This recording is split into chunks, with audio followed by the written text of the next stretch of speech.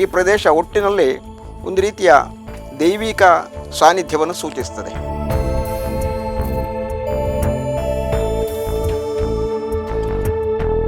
ಪ್ರಿಯ ವೀಕ್ಷಕರೇ, ನೀವು ನೋಡುತ್ತಾ ಇದ್ದೀರಿ MR pictures digital YouTube channel. ನಾವಿಂದು ಶಂಕರನಾರಾಯಣ ಕುಟ್ಟಿಚಾತನ್ ದೇವಸ್ಥಾನ, ದೇಶಮಂಗಲ, ಕಾಸರಗೋಡಿನಲ್ಲಿದ್ದೇವೆ. ಈ ದೇವಸ್ಥಾನದ ಬಗ್ಗೆ ಮಾಹಿತಿ ಪಡೆಯೋಣ ಬನ್ನಿ. ನಮಸ್ಕಾರ. ನಾವೀಗ ದೇಶಮಂಗಲ ಶಂಕರನಾರಾಯಣ ಕುಟ್ಟಿಚಾತ ದೇವಸ್ಥಾನದಲ್ಲಿದ್ದೇವೆ. ಈ ದೇವಸ್ಥಾನ ಮೊಗ್ರಾಲ್ ಪುತ್ತೂರು ಪಂಚಾಯತ್ನ ಪರಿಧಿಗೆ ಸೇರಿಕೊಂಡಿದೆ. ಅತಿ ಪುರಾತನವಾದಂತಹ ಈ ಕ್ಷೇತ್ರ ಶಂಕರನಾರಾಯಣ ದೇವರು ಹಾಗೂ ಕುಟ್ಟಿಚಾತ ದೇವರಿಂದ ಪ್ರಸಿದ್ಧಿ ಹೊಂದಿದೆ. ಇಲ್ಲಿ ಅತ್ಯಂತ ಕಾರಣಿಕವಾದಂತಹ ಕುಟ್ಟಿಚಾತ ದೇವರ ಸಾನ್ನಿಧ್ಯ ಬಹಳಷ್ಟು ಪ್ರಭಾವಿತವಾಗಿದೆ. ದೈವಿಕವಾದಂತಹ ಶಕ್ತಿಯಿಂದ ಕಂಗೊಳಿಸುವಂತಹ ಈ ಪ್ರದೇಶ ಪ್ರಾಕೃತಿಕವಾಗಿ ಬಹಳಷ್ಟು ಸೊಗಸಾಗಿದೆ. ಇಲ್ಲಿರುವಂತಹ ತಟಾಕ ಅಂದರೆ ಕೆರೆ, ಆಮೇಲೆ ಇಲ್ಲಿರುವಂತಹ ವೃಕ್ಷಗಳು, ಇಲ್ಲಿರುವಂತಹ ಬಯಲು, ಈ ಪ್ರದೇಶ ಒಟ್ಟಿನಲ್ಲಿ ಒಂದು ರೀತಿಯ ದೈವಿಕ ಸಾನ್ನಿಧ್ಯವನ್ನು ಸೂಚಿಸ್ತದೆ. ಅತ್ಯಂತ ಪುರಾತನವಾದಂತಹ ಈ ಕ್ಷೇತ್ರ ಉಳಿಯ ಮನೆತನಕ್ಕೆ ಸೇರಿಕೊಂಡಿದೆ. ನಾನು ಆ ಮನೆಯ ಹಿರಿಯ ವ್ಯಕ್ತಿ. ಉಳಿತಾಯ ವಿಷ್ಣು ಆಸರ ಅಂತ ನನ್ನ ಹೆಸರು. ನಮ್ಮ ಪರಂಪರೆ ತಾಂತ್ರಿಕ ವೃತ್ತಿಯಿಂದ ಪ್ರಸಿದ್ಧವಾಗಿದೆ. ಉಳಿಯ ಮನೆಗೆ 5 ಕ್ಷೇತ್ರಗಳಿವೆ. ಪರಕ್ಕಿಲ ಮಹಾದೇವ ದೇವಸ್ಥಾನ, ಕಾಸರಗೋಡು ವೆಂಕಟರಮಣ ದೇವಸ್ಥಾನ, ಕುಮಾರಮಂಗಲ ಶ್ರೀ ಸುಬ್ರಹ್ಮಣ್ಯ ದೇವಸ್ಥಾನ, ಅರಂತೋಡು ಶ್ರೀ ಮಹಾದೇವ ದೇವಸ್ಥಾನ ಹಾಗೂ ಈ ಶಂಕರನಾರಾಯಣ ದೇವಸ್ಥಾನ. ಕುಟ್ಟಿಚಾತ ದೇವರ ಈ ಸಾನ್ನಿಧ್ಯ ಧನ್ವಂತರಿ ದೇವರ ಆ ಭಂಡಾರಕ್ಕೆ ಸೇರಿದ್ದು. ಅಂದರೆ ನಮ್ಮ ಮನೆ ದೇವರು ಧನ್ವಂತರಿ ದೇವರು, ಉಳಿಯ ಮನೆಯ ಮನೆ ದೇವರು ಧನ್ವಂತರಿ ದೇವರು. ಹಾಗೆ ಈ ದೈವಿಕ ಶಕ್ತಿಗಳ ಆರಾಧನೆ, ಅದರ ವ್ಯವಸ್ಥೆಗಳೆಲ್ಲ ನಮ್ಮ ಪರಂಪರಾಗತವಾಗಿ ನಮ್ಮ ಹಿರಿಯರು ನಡೆಸಿಕೊಂಡು ಬಂದಂತಹ ಒಂದು ವ್ಯವಸ್ಥೆ.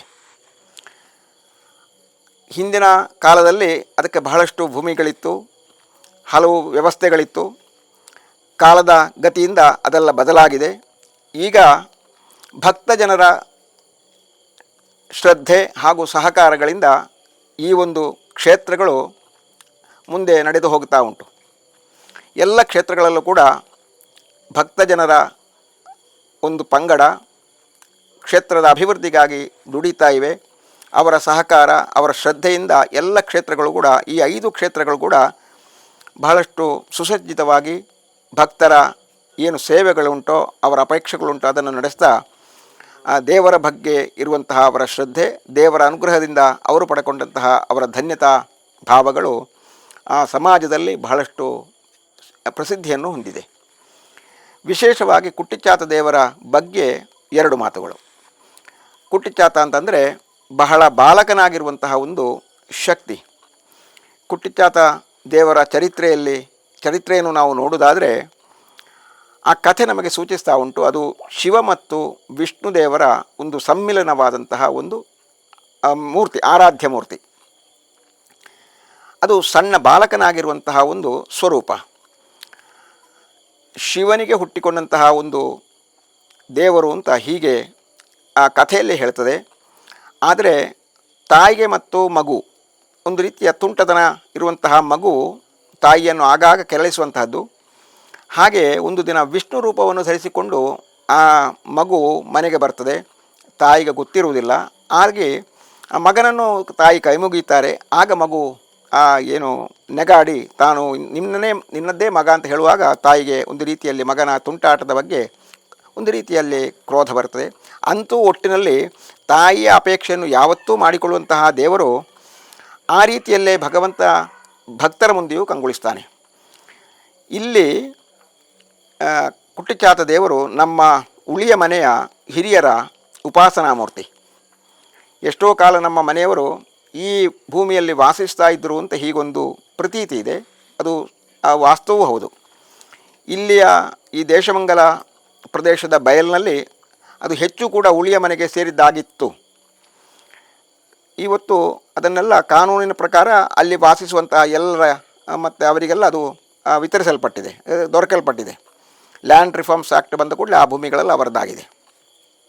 ಆದರೂ ಇಲ್ಲಿಯ ಜನತೆ ಈ ದೇವಸ್ಥಾನದ ಬಗ್ಗೆ ಬಹಳಷ್ಟು ಶ್ರದ್ಧೆ ಇದ್ದವರು, ದೇವಸ್ಥಾನದ ಎಲ್ಲ ಆಗುಹೋಗುಗಳಿಗೆ ಅವರು ಸಹಕರಿಸ್ತಾ ಇದ್ದಾರೆ. ಈ ದೇವಸ್ಥಾನದಲ್ಲಿರುವಂತಹ ಕುಟ್ಟಿಚ್ಚಾತ ದೇವರು ಒಂದು ಪ್ರತ್ಯೇಕವಾದಂತಹ ಒಂದು ಶಕ್ತಿ.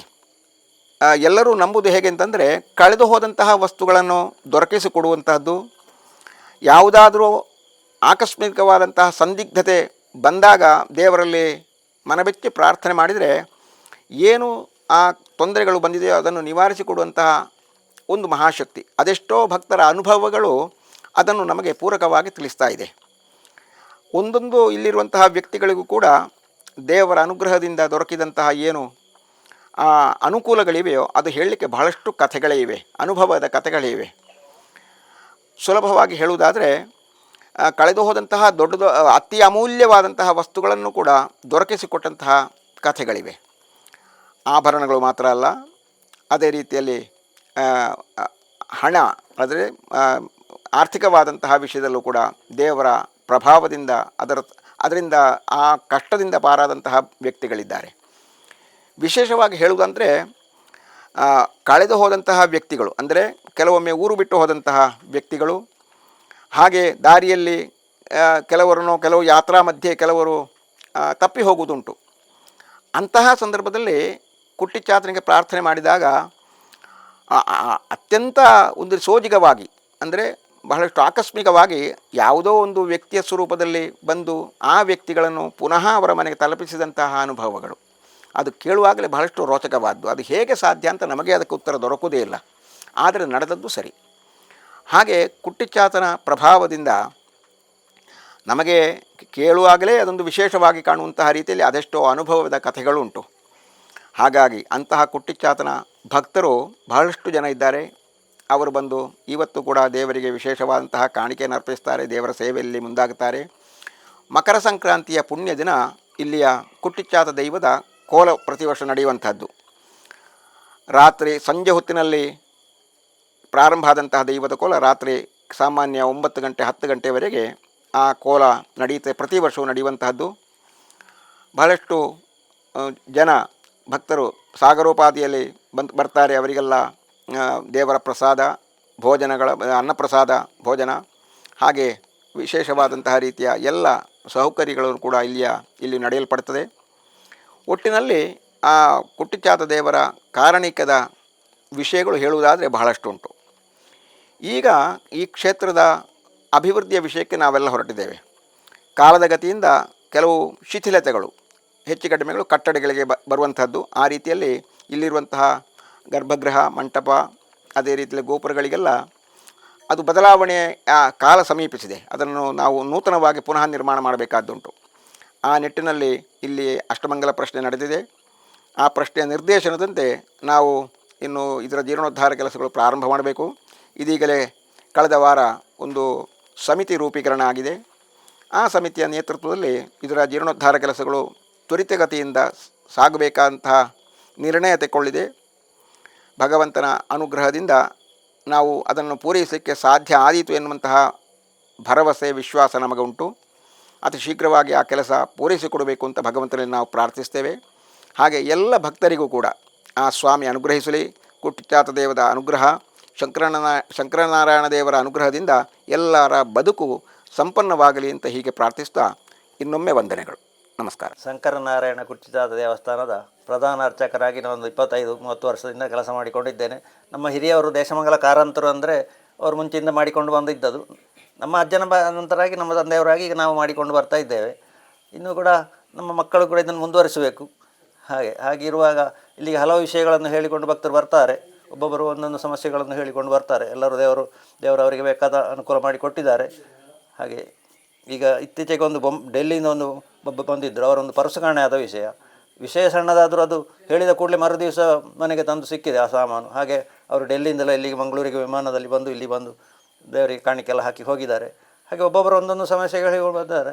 ಎಲ್ಲವನ್ನು ದೇವರು ನಡೆಸಿಕೊಟ್ಟುದುಂಟು. ಹಾಗೆ 1985 ಅಷ್ಟಮಂಗಲ ಆಗಿದೆ. ಜೀರ್ಣೋದ್ಧಾರ ಕಾರ್ಯಗಳೆಲ್ಲ ಆಗಿ ಬ್ರಹ್ಮಕಲಶ 2004 ಆಯಿತು. ಅದರ ಉತ್ಸವಾದಿಗಳು ನಡೆಯಲಿಕ್ಕೆ ಬಾಕಿ ಇತ್ತು. ಅದನ್ನು ಕೂಡ ಇನ್ನೀಗ ಶೀಘ್ರದಲ್ಲಿ ಈಗ ಜೀರ್ಣೋದ್ಧಾರ ಸಮಿತಿಯೆಲ್ಲ ಆಗಿದೆ.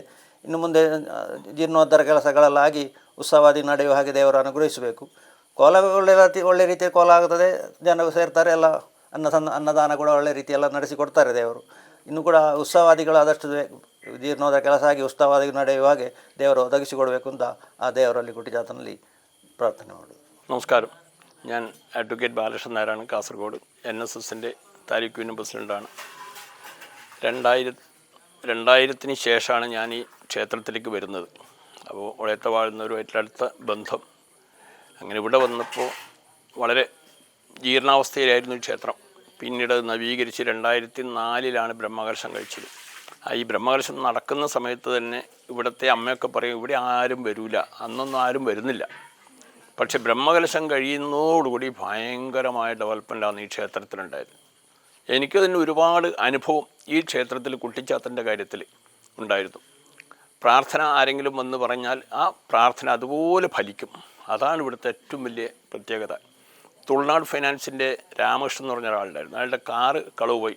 അത് AR ക്യാമ്പിൻ്റെ തൊട്ടിപ്പുറത്തുനിന്ന് രാവിലെ എന്നോട് പറഞ്ഞു ഇങ്ങനെ കാറ് നഷ്ടപ്പെട്ടു പോയി, കാണുന്നില്ല, കട്ടുകൊണ്ട് പോയി. എന്നാൽ പിന്നെ വന്ന് ഇവിടെ പ്രാർത്ഥിച്ചു. കാറ് നേരെ കൊണ്ടുപോയത് മടിക്കേരിക്ക്. മടിക്കേരി പോയിട്ട് അവിടെ ഇയാൾ കാറിനകത്തന്നെ ഉറങ്ങി. പിറ്റേ ദിവസം രാത്രി ഒരു 10-12 മണിയാകുമ്പോൾ പോലീസുകാരൻ വന്ന് ഇങ്ങനെ തട്ടി മുടിച്ചു, നീ എന്ത് എഴുന്നിരിക്കുന്നു. അപ്പോൾ ഇവന് ഒന്നും മനസ്സിലാവുന്നില്ല. ചോദിച്ചപ്പോൾ ഇവൻ കള്ളനാണെന്ന് മനസ്സിലായി. കാറും കൊണ്ട് അവർ പോയി പോലീസുകാർ. പിറ്റേ ദിവസം പോലീസ് സ്റ്റേഷനിലേക്ക് വിളിച്ചു പറഞ്ഞു കാറിങ്ങനെ കിട്ടിയിട്ടുണ്ട്. ഈ നമ്പർ വെച്ചിട്ടാണ് അവർ പരിധി പിടിച്ചത്.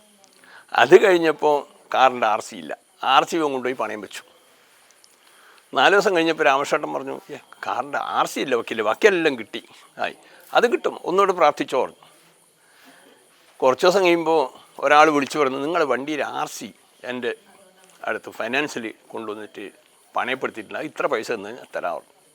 അങ്ങനെ അതും കൂടി കിട്ടി. അത്രയും പ്രത്യേകതയുള്ളൊരു ദേവനാണ് കുട്ടിച്ചാത്തൻ. നമ്മളെല്ലാ കാര്യത്തിനും അവിടെ ഒന്ന് പ്രാർത്ഥിച്ചു കഴിഞ്ഞാൽ അത് അതുപോലെ നടക്കും. മധൂർ ക്ഷേത്രത്തിൻ്റെ കാര്യത്തിലായാലും ഒളയത്തെ കാര്യത്തിലായാലും വ്യക്തിപരമായിട്ടുള്ള എല്ലാ കാര്യങ്ങളിലും എന്താണോ പ്രാർത്ഥിക്കുന്നത് ആ പ്രാർത്ഥന അതുപോലെ ഫലിക്കും. അതുപോലെ തന്നെയാണ് ഇപ്പോൾ മകരസംക്രമത്തിൻ്റെ തെയ്യം. ഈ തെയ്യത്തിനാണെന്നുണ്ടെങ്കിൽ ഇപ്പോൾ ഭയങ്കര ആളാണ്. അതും നല്ല എന്താ പറയുക, ആ ഒരു ദേവദർശനം കാണുമ്പോൾ തന്നെ നമുക്ക് തൃപ്തിയും ഭീതിയും ഉണ്ടാവുന്ന തരത്തിലാണ് ഉണ്ടാവുന്നത്. അതൊക്കെ വളരെ സന്തോഷം. ഇല്ലത്താണെങ്കിൽ ഇരട്ട കുട്ടിച്ചാത്തനാണ്. ഇവിടെ ഒരു കുട്ടിച്ചാത്തൻ മാത്രം. ഇല്ലത്തിലെ കെട്ടിയടിക്കുന്നത് 2 കുട്ടിച്ചാത്തനും ഒന്നിച്ച. അപ്പോൾ അത്രയും പ്രത്യേകതയുള്ള ഇല്ലത്തെ ആരാധ്യമൂർത്തിയാണ് ഈ കുട്ടിച്ചാത്തൻ. പണ്ട് കാലത്ത് എന്തെങ്കിലും ആവശ്യത്തിനുണ്ടെങ്കിൽ തന്ത്രി പറഞ്ഞു കഴിഞ്ഞാൽ അത് പോയി കാര്യം സാധിച്ചു വരുന്ന ഒരു ദേവനാണ്. അങ്ങനെ ഇനിയിപ്പോൾ നവീകരണം ഞങ്ങളെ ആലോചിക്കുന്നുണ്ട്. ഗോപുരവും കാര്യങ്ങളൊക്കെ വളരെ നന്നാക്കണം എന്നുള്ള ഒരു ധാരണ. ഒരുപാട് വിശ്വാസികൾ ഇവിടെ വരുന്നുണ്ട്. അപ്പോൾ അതെല്ലാം ഒന്നിച്ചു കൂട്ടി എല്ലാവരുടെയും സഹകരണത്തോടെ നല്ലൊരു ക്ഷേത്രമാക്കി മാറ്റണം എന്നുള്ള ഉദ്ദേശമാണ് ശങ്കരനാരായണനും അതുപോലെ കുട്ടിച്ചാത്തനും. അത് നടത്തിത്തരട്ടെ എന്ന് പ്രാർത്ഥിക്കുന്നു.